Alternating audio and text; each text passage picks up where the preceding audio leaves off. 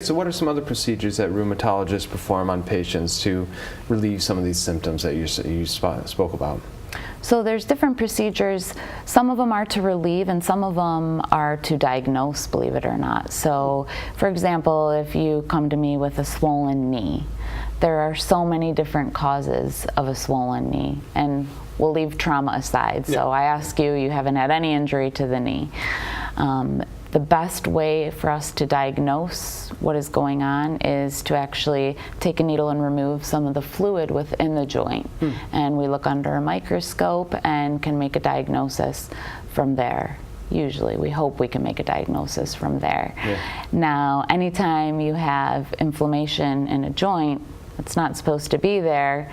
You have the negative pressure, so that's going to cause a lot of pain.